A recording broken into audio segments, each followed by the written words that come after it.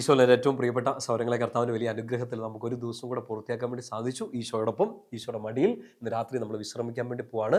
ശാന്തമായ ഒരു രാത്രി നിങ്ങൾക്ക് ഉണ്ടാവട്ടെ. ഇന്ന് രാത്രി നമ്മൾ പ്രാർത്ഥിച്ച് കിടന്നുറങ്ങുമ്പോൾ നാളത്തെ ഒരു ദിവസത്തിൻ്റെ ഒരു പ്രത്യേകത പ്രത്യേകിച്ച് നിങ്ങളുടെ മനസ്സിലുണ്ടായിരിക്കണം. ജൂലൈ 3-ാം തീയതി വിശുദ്ധ തോമാസ് ശ്ലീഹായുടെ തിരുനാളാണ്. വലിയൊരു ആഘോഷത്തിൻ്റെ ദിവസം, വലിയൊരു അനുഗ്രഹത്തിൻ്റെ ദിവസം, നമ്മുടെ വിശ്വാസം പ്രഖ്യാപിക്കേണ്ട, വീണ്ടും ഒന്ന് ഉറപ്പിക്കേണ്ട ഒരു ദിവസം കൂടിയാണ്. തോമാസ് ശ്ലീഹ പറഞ്ഞ പോലെ മൈ ലോർഡ്, മൈ ഗോഡ്, എൻ്റെ കർത്താവേ, എൻ്റെ ദൈവമേ എന്ന് വിശ്വാസം നമ്മൾ പ്രഖ്യാപിക്കേണ്ട ഒരു ദിവസമാണ്. തോമാസ് ശ്ലീഹയെക്കുറിച്ച് ഒത്തിരി കാര്യങ്ങളൊക്കെ നമ്മൾ ചിന്തിച്ചിട്ടുണ്ട്. നാളെ നിങ്ങൾ ദേവാലയത്തിൽ പോകുമ്പോൾ തീർച്ചയായിട്ടും നിങ്ങളുടെ ഇടവകയിൽ നിന്ന് ഒരു കുഞ്ഞു പ്രസംഗമൊക്കെ കേൾക്കും, ചിന്തകൾ പങ്കുവയ്ക്കപ്പെടും. നമ്മൾ ഇന്ന് രാത്രി കിടന്നുറങ്ങുന്നതിന് മുമ്പ് തോമാസ് ശ്ലീഹായുടെ കൂടെ ഒരു കുഞ്ഞു ചിന്ത ഒന്ന് പങ്കുവച്ച് പ്രാർത്ഥിച്ച് കിടന്നുറങ്ങാൻ പോവാണ്. തോമാസ് ശ്ലീഹയുടെ വിശ്വാസം, തോമാസ് ശ്ലീഹയുടെ സംശയമൊക്കെ ആയിരുന്നോ എന്നൊക്കെയുള്ള കാര്യങ്ങളൊക്കെ ഒത്തിരി നമ്മൾ ചിന്തിച്ചിട്ടുള്ളതാണ്. ഒരു വലിയ കാര്യം നമ്മളിങ്ങനെ കാണുന്നില്ലേ, തോമാസ് ശ്ലീഹയ്ക്ക് അസാമാന്യമായ ഒരു ധൈര്യം ഉണ്ടായിരുന്നു നമ്മൾ കാണുന്നുണ്ട്. ബാക്കി എല്ലാവരും കഥകളൊക്കെ അടച്ചിരിക്കുമ്പോഴത്തേനും തോമാസ് ശ്ലീഹ പുറത്തിറങ്ങി നടന്നതിനെക്കുറിച്ചൊക്കെയുള്ള പല വ്യാഖ്യാനങ്ങളൊക്കെ കേട്ടിട്ടുണ്ട്. ഈ അടുത്തിടയ്ക്ക് എൻ്റെ ഒരു കൂട്ടുകാരൻ അച്ഛൻ്റെ പേര് ഫാദർ ജോസഫ് പുതുവീട് എന്നാണ്. ചങ്ങനാശ്ശേരി അതിരൂപതയിലെ ഒരു വൈദികനാണ്. ഞങ്ങൾ ഒരുമിച്ചാണ് ബൈബിള് ലൈസൻഷ്യേറ്റ് ഒക്കെ പഠിച്ചത്. അച്ഛനിപ്പോൾ ഇവിടെ വടവാതൂർ സെമിനാറിൽ ഡോക്ടറേറ്റ് ചെയ്യാണ്. അപ്പോൾ അച്ഛനൊരു നാടകമൊക്കെ ഈ ദിവസങ്ങളിലൊക്കെ എഴുതി. എനിക്ക് തോന്നുന്നു ഈ ദിവസങ്ങളിൽ തന്നെയാണ് തോന്നുന്നത് പെർഫോമൻസ് ഒക്കെ.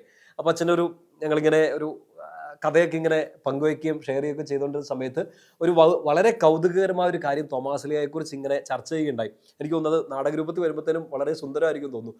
അപ്പോൾ പങ്കുവച്ച കാര്യം ഇതാണ്: തോമാസ് ശ്ലീഹ ഈശോ ഉയർത്തെഴുന്നേറ്റു, വളരെ വലിയൊരു സംഭവമൊക്കെ നടന്നു നിൽക്കുകയാണ്, വലിയൊരു കാര്യം നടന്നിരിക്കുകയാണ്. മറ്റ് ശിഷ്യന്മാരൊക്കെ അകത്തുണ്ട്, അവരൊക്കെ ഈശോയെ കണ്ടു. തോമാസ് ശ്ലീഹ അവിടെ ഇല്ല. അപ്പോൾ ശിഷ്യന്മാരുടെ ഇടയിൽ ജസ്റ്റ് കഥയാണ് കേട്ടോ, ഒരു ഉണ്ടാക്കിയെടുത്തൊരു കഥയാണ്, പക്ഷെ ഭയങ്കര സുന്ദരമായിട്ട് ഇങ്ങനെ തോന്നി. അതാണ് നിങ്ങളുമായിട്ട് ഷെയർ ചെയ്യുന്നത്. തോമാസ് ശ്ലീഹ ഇങ്ങനെ ഇറങ്ങി നടന്നു എന്ന് പറയല്ലേ. അപ്പോൾ എവിടെ പോയതായിരുന്നു തോമാസ് ശ്ലീഹ? ഭക്ഷണം തപ്പിപ്പോയതാണോ? ഇല്ലെങ്കിൽ യൂതന്മാരെ കണ്ടുപിടിക്കാൻ പോയതാണോ? റോമാക്കാർക്കിട്ട് 2 ഇടി കൊടുക്കാൻ പോയതാണോ? ഒന്നുമല്ല. ആ കഥയിൽ ഇങ്ങനെ വന്ന് അവതരിപ്പിക്കുന്നുണ്ട്, തോമാസ് ശ്ലീഹ ശരിക്കും പറഞ്ഞാൽ നമ്മുടെ യൂദാസ്കറിയോത്തായെ അടക്കാൻ പോയതാണെന്ന്. ചിന്തിക്കുമ്പോഴത്തേനും തല ഞെട്ടി വിറയ്ക്കരുത്. സഭയുടെ ഔദ്യോഗിക പഠനമൊന്നുമല്ല, വളരെ ജനറലി ഒരു വിഷ്വലൈസേഷൻ പോലെ, ഒരു കഥ പോലെ മാത്രം നിങ്ങൾ എടുത്താൽ മതി. തോമാസ് ശ്ലീഹ ശരിക്കും പറഞ്ഞാൽ അന്ന് രാത്രിയിൽ, അല്ലെങ്കിൽ ആ ദിവസം പോയത് യൂദാസ്കറിയോത്തായെ അടക്കാൻ വേണ്ടിയിട്ടാണ്. ആള് പോയി തെറ്റൊക്കെ ചെയ്ത് തൂങ്ങിച്ചത്തു എന്നൊക്കെ നമ്മൾ പോയി വായിക്കുന്നുണ്ട്. ഇങ്ങനെ തോമാസ് ശ്ലീഹ ഒരു സെന്റൻസ് ഇങ്ങനെ ബാക്കി 10 ശിഷ്യന്മാരോട് പറയുന്നുണ്ട്: അവൻ ഈ കഴിഞ്ഞ 3 കൊല്ലം നമ്മുടെ കൂടെ ഉണ്ടായിരുന്നല്ലേ, നമുക്ക് അവനെ അങ്ങനെ ഉപേക്ഷിച്ച് കളയാൻ പറ്റുമോ എന്നും പറഞ്ഞ് തോമാസ് ശ്ലീഹ ശരിക്കും യൂദാസ്കറിയോത്തായെ അവസാനത്തെ ശുശ്രൂഷയൊക്കെ ചെയ്യാൻ വേണ്ടി പോയി എന്നൊക്കെയാണ് ആ കഥയിൽ, ആ നാടകത്തിലൊക്കെ അവതരിപ്പിക്കുക. പ്രിയപ്പെട്ട സഹോദരങ്ങളെ, കഥ അവിടെ നിൽക്കട്ടെ. ബൈബിൾ നമ്മൾ വായിച്ച കാര്യങ്ങൾ നമുക്കറിയാം. ഈ ഡൗട്ടിങ് തോമസ്, സംശയം ഉണ്ടായിരുന്ന തോമാസ് ശ്ലീഹ, വിശ്വാസം പ്രഖ്യാപിച്ച തോമാസ് ശ്ലീഹ എന്നൊക്കെ പറയുമ്പോൾ തന്നെ മറ്റൊരു പ്രധാനപ്പെട്ട കാര്യമാണ്, ഈശോയോട് അത്രയും ക്ലോസ് ആയിട്ട് നിന്ന ഒരാളാണ്. അത്ര ധൈര്യത്തോടു കൂടി ഈശോയോട് ചേർന്ന് നിന്ന ഒരാളാണ്. ഈ എല്ലാവരും അകത്തിരുന്ന സമയത്ത് പുറത്തിറങ്ങി നടന്നത് തീർച്ചയായിട്ടും ധൈര്യമുള്ളത് കൊണ്ടാണ്. അയാൾക്ക് പേടിയൊന്നുമില്ലായിരുന്നു. ഈ പേടിയില്ലാത്ത ഒരു പോസിറ്റീവ് ആയ ഒരു തോമാസ് ശ്ലീഹയെ നമ്മൾ കാണുന്നുണ്ട്. ഒരു സ്പെഷ്യാലിറ്റി ഉള്ള തോമാസ് ശ്ലീഹ. എന്തെന്നറിയോ, നേരത്തെ ഈശോ ഇങ്ങനെ പറയുന്ന ഒരു കാര്യമുണ്ട്. ഈ തോമാസ് ശ്ലീഹയോട് മാത്രമല്ല, എല്ലാ ശിഷ്യന്മാരോടുമായിട്ടൊക്കെ പറയുന്ന ഒരു കാര്യമില്ലേ, യോഹന്നാന്റെ സുവിശേഷത്തിലെ 14-ാമത്തെ അധ്യായം, ഞാൻ പിതാവിൻ്റെ അടുത്തേക്ക് പോകുന്നു, വഴിയാണെന്നൊക്കെ പറയുന്നുണ്ട്, ഈ വഴിയെ വരണം എന്നൊക്കെ പറയുന്നുണ്ട്. തോമാസ് ശ്ലീഹ ധൈര്യത്തോടെ ചോദിക്കുന്നുണ്ട്, എങ്ങോട്ടാ പോകുന്നതെന്ന് ഞങ്ങൾക്ക് അറിയത്തില്ല, വഴി ഞങ്ങൾ എങ്ങനെ അറിയാനാണെന്ന് ചോദിക്കുന്നുണ്ട്. യോഹന്നാന്റെ സുവിശേഷത്തിൽ 14-ാമത്തെ അധ്യായം 5-ാം വാക്യം, തോമസ് പറഞ്ഞു, കർത്താവേ, നീ എവിടേക്ക് പോകുന്നെന്ന് ഞങ്ങൾക്ക് അറിഞ്ഞുകൂടാ, പിന്നെ വഴി ഞങ്ങൾ എങ്ങനെ അറിയും? നിങ്ങൾ ഇതൊന്ന് ഓർത്ത് വയ്ക്കുക പ്രിയപ്പെട്ട സ്വരങ്ങളെ. ഈശോയോട് ചില ഡൗട്ടുകൾ ചോദിക്കാൻ, ക്ലിയർ അല്ലാത്ത കാര്യങ്ങൾ ചോദിക്കാനുള്ള ഒരു ധൈര്യം, ഒരു സ്നേഹം, ഒരു ബന്ധം തോമാസ് ശ്ലീഹയ്ക്ക് ഉണ്ടാകും. എനിക്ക് തോന്നുന്നു നമ്മൾ തോമാസ് ശ്ലീഹായിൽ നിന്ന് പഠിക്കേണ്ട ഏറ്റവും പ്രധാനപ്പെട്ട പാഠങ്ങളൊന്നും അതാണ്. ഈശോയോട് ചോദിക്കണം, കർത്താവേ, എനിക്ക് അത് വേണം ഇത് വേണം എന്നുള്ള ചോദ്യമൊന്നുമല്ല. ഈശോ, എനിക്ക് പ്രത്യേകിച്ച് വിശ്വാസത്തിൻ്റെ മേഖല, എനിക്കിത് വിശ്വസിക്കാൻ പറ്റുന്നില്ല ഈശോയെ. പല കാര്യങ്ങളും ഇപ്പോൾ ബൈബിളിൽ വായിക്കുന്ന കാര്യങ്ങളായിരിക്കാം, വചനപ്രഘോഷണം കേൾക്കുന്ന കാര്യമായിരിക്കാം, സഭയുടെ ടീച്ചിങ്സ് ആയിരിക്കാം. ഈശോയെ, എനിക്കിത് മനസ്സിലാവുന്നില്ല. ഇത് ധൈര്യത്തോടു കൂടി ഈശോയോട് ചോദിക്കാൻ തോമാസ് ശ്ലീഹയ്ക്ക് ഒരു ധൈര്യം, ഒരു സ്നേഹബന്ധം ഉണ്ടാകും. നമ്മൾ നോക്കിയേ, നമുക്ക് പലപ്പോഴും ഇങ്ങനെ പല കാര്യങ്ങളും നമുക്ക് വിശ്വസിക്കാൻ പറ്റുന്നില്ല, എന്നിട്ടും ചുമ്മാ അങ്ങനെ പറഞ്ഞല്ലോ എന്ന് പറഞ്ഞ് വിശ്വസിക്കുന്നവരില്ലേ? തോമാസ് ശ്ലീഹയെ പോലെ വിശ്വസിക്കണം. എങ്ങനെ? കർത്താവ്, എനിക്കിത് അറിയത്തില്ല, എനിക്കിത് മനസ്സിലാവുന്നില്ല, ടീച്ച് മീ, എനിക്കിത് മനസ്സിലാവുന്നില്ല, എനിക്ക് വഴി കാണിച്ചതെന്ന് പറഞ്ഞ് ധൈര്യത്തോടെ ഈശോയോട് ചോദിക്കാനുള്ള ഒരു ബന്ധം നമുക്ക് ഉണ്ടാകണം. അതുപോലെ തന്നെയല്ലേ ഈ യോഹന്നാന്റെ സുവിശേഷത്തിൽ 20-21 അധ്യായങ്ങളൊക്കെ ഈശോ വന്ന് പ്രത്യക്ഷപ്പെട്ടു എന്നൊക്കെ പറയുമ്പോഴും തോമാസ് ശ്ലീഹ പറയുന്നുണ്ട്, എനിക്ക് കാണാണ്ടൊന്നും ഞാൻ വിശ്വസിക്കത്തില്ല. അതും ഒരു ധൈര്യമാണ്. എന്താ ധൈര്യം എന്നറിയോ?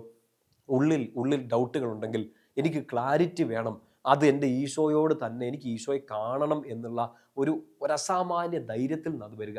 സംശയങ്ങളല്ല, എനിക്ക് ഈശോയെ കാണണം, കണ്ടാൽ ഞാൻ വിശ്വസിക്കും, കണ്ടാലേ വിശ്വസിക്കുകയുള്ളൂ എന്ന് പറഞ്ഞാൽ ഓപ്പണായിട്ടത് പറയാനുള്ള ഒരു ധൈര്യം. നമ്മൾ നോക്ക്, നമ്മളിങ്ങനെ അപ്പച്ചൻ അങ്ങനെ പറഞ്ഞു തന്നു, അമ്മച്ചി ഇങ്ങനെ പറഞ്ഞു തന്നു, അതുകൊണ്ട് ഞാൻ വിശ്വസിക്കുന്നു. അച്ഛൻ ഇങ്ങനെ പറഞ്ഞു, സിസ്റ്റർ ഇങ്ങനെ പറഞ്ഞു, ഞാൻ വിശ്വസിക്കുന്നു. തോമാസ് ലീഹ എങ്ങനെ വിശ്വസിച്ചേ? ആരും പറഞ്ഞു കേട്ടിട്ടൊന്നുമല്ല. എനിക്കൊരു എക്സ്പീരിയൻസ് വേണം എന്ന് പറയാനുള്ള ഒരു ധൈര്യം തോമാസ് ലീഹയ്ക്ക് ഉണ്ടായിരുന്നു.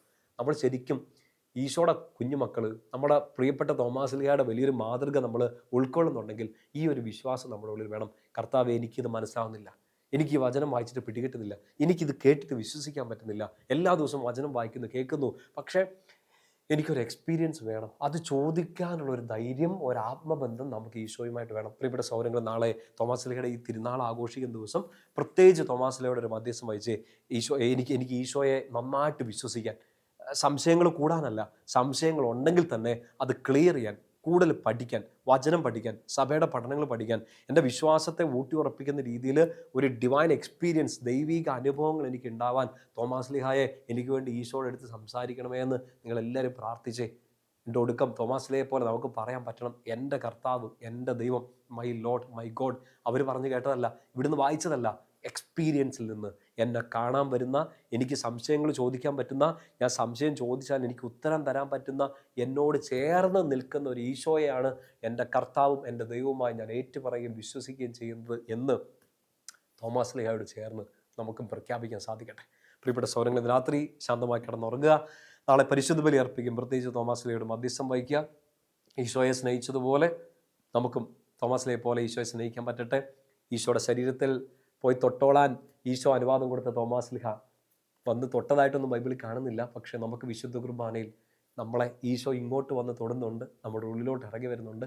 ആ ഈശോയെ വിളിക്കണം, എൻ്റെ കർത്താവേ, എൻ്റെ ദൈവമേ. ശാന്തമായിട്ട് കടന്നുറങ്ങുക. ഈശോയുടെ അനുഗ്രഹം നിങ്ങളുടെ കൂടെ ഉണ്ടായിരിക്കട്ടെ.